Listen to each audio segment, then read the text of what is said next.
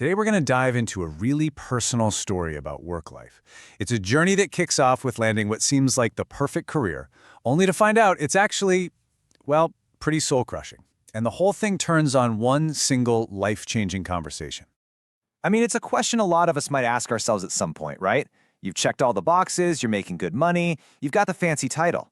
But deep down, something just feels totally off. And this is the exact spot our protagonist found himself in. All right, so let's set the scene. Our story really gets going right after a huge career change, one where a supposed dream job pretty quickly turns into this bureaucratic nightmare. So picture this. His smaller company gets bought out and bam, he's suddenly a VP at a massive global ad agency. On paper, this is a huge win. The pay was better than ever, and the agency was a giant in the industry. But here's the thing. The day-to-day reality of how things worked, it completely flipped his world upside down. And this quote right here, it just nails the heart of the problem. His work used to be about being creative, about helping clients, but it turned into this endless maze of corporate buzzwords and meetings about meetings. It felt like he was just constantly fighting this draining battle of politics and red tape that just sucked all the passion right out of him. I mean, just look at these words. They represent a world where the process is more important than the progress, A world where you spend way more time talking about doing the work than actually doing the work. He felt like he was wasting more time and getting less done than ever before. And all of this led to a feeling I think we all know and dread. Yep, the Sunday blues were back. And he just decided, you know what? No amount of money is worth feeling that pit in your stomach every single week. Something had to give. And that brings us to one very important dinner. So this is where it all comes to a head, the key moment in this whole story, a deep dive conversation that leads to a massive realization. He knew he needed to talk to his wife, Anna, about it, but man, he was dreading this conversation. He was planning to wait until dessert, ease into it, but he just couldn't hold it in any longer. The Sunday blues are back. Boom. The words are just hanging in the air. You can imagine Anna is not thrilled to hear this. The tension is real as he's trying to explain why he's dreading a job that, from the outside, looks incredible. So after they talk for a bit, Anna says this. And it's one of those moments, right? It's like she can read his mind. She sees the conclusion that he hasn't even let himself fully think about yet. She knows this isn't just about some annoying bureaucracy or difficult coworkers. It's something way, way bigger. And that's when it hits him.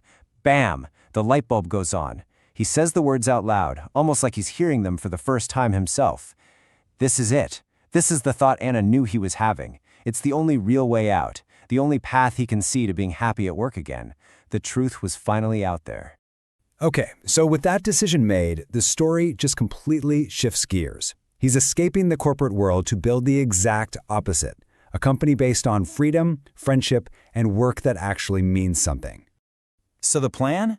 It was pretty bold. They packed up their whole life and moved to Lake Tahoe.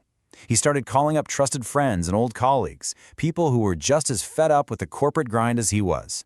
And then he started Jeremiah Marketing, a firm with tons of natural light, no beanbag chairs, but always beer in the fridge.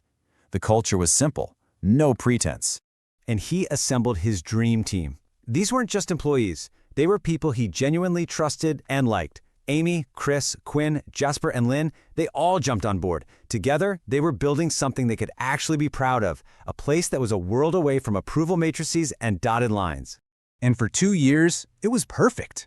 Absolutely perfect. The business was killing it, they were landing amazing clients, and most importantly, everybody was having fun. The Sunday blues were just a distant memory. The problem was solved. Or so it seemed. But then, as they got into their 3rd year, something weird started to happen. A new, and honestly a much more confusing problem started to pop up. All the external issues were gone, but a new, internal one was taking their place. He started calling it the crankies. He just found himself getting stressed out, irritable, and kind of short with people. And the weirdest part, he wasn't dreading work. He loved his job, he loved his team, but he was just becoming this temperamental guy, and he had no idea why. Now, what's so fascinating here is this comparison. The Sunday blues, that was all caused by external stuff he could actually escape from, the bureaucracy, the politics. But the crankies, that was totally different. That was coming from inside. The problem wasn't the job anymore. The problem was him. And this was the question that just haunted him. I mean, think about it. He had literally designed his perfect work life. He had an incredible team, cool projects, and he lived in a beautiful place.